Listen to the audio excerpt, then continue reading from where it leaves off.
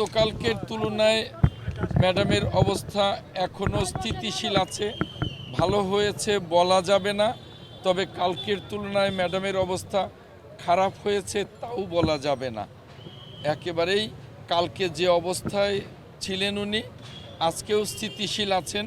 যদি একটু ভালো হতেন তাহলে তো সিসিইউতে থাকতেন না, নর্মাল ক্যাবিনে থাকতেন। এখনও সিসিইউতেই আছেন, এখনও নিবিড় পর্যবেক্ষণেই আছেন। গণতন্ত্রের নেত্রী দেশনেত্রী ম্যাডাম খালেদা জিয়া দেশি বিদেশি আমেরিকা, ইংল্যান্ড এবং বাংলাদেশের উচ্চ পর্যায়ের প্রফেসরদের তত্ত্বাবধানে নিবিড় পর্যবেক্ষণে আছেন। ম্যাডামের জন্য এখন ডাক্তাররা সার্বক্ষণিক চিকিৎসায় আছেন।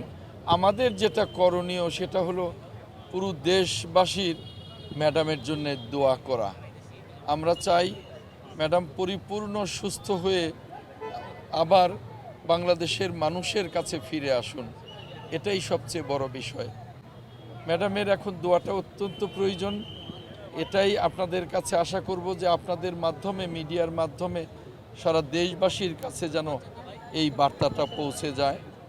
ম্যাডাম এখনও সিসিইউতেই আছেন, আগের মতোই আছেন, অনেক সংকটাপন্নই বলা যায়। তারপরেও ম্যাডাম নিজে যেমন আমাদের কাছে সুস্থ হয়ে আসার জন্যে নিজে যেমন ফাইট করছেন, তেমনি ডাক্তাররাও ক্লান্তিহীন পরিশ্রম করছেন ম্যাডামকে সুস্থ করবার জন্যে। আমরা বাংলাদেশের কোটি কোটি বিএনপি সহ সকল রাজনৈতিক দলের রাজনৈতিক কর্মীরা ম্যাডামের জন্য দোয়া করছি।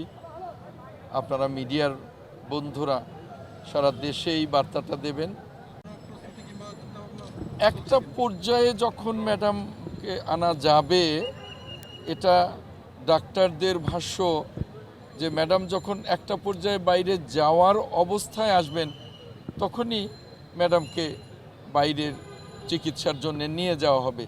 সেজন্যে বাইরে বেশ কয়েকটি দেশে হসপিটাল ইতিমধ্যেই করা আছে, ঠিক করা আছে, এয়ার অ্যাম্বুলেন্স ঠিক করা আছে। এখন যে পর্যায়টায় গেলে ম্যাডাম এয়ার অ্যাম্বুলেন্সে যেতে পারবেন সেই পর্যায়টা এখনও আসেনি। সেজন্যে আমরা সকলেই দোয়া করি ডাক্তাররা যাতে সেই পর্যায়টায় নিয়ে আসতে পারেন। এখানে আমেরিকা এবং ইংল্যান্ডের ডাক্তারদের সাথে বাংলাদেশের ডাক্তাররা 24 ঘন্টা ক্লান্তিহীন ম্যাডামের চিকিৎসায় আছেন।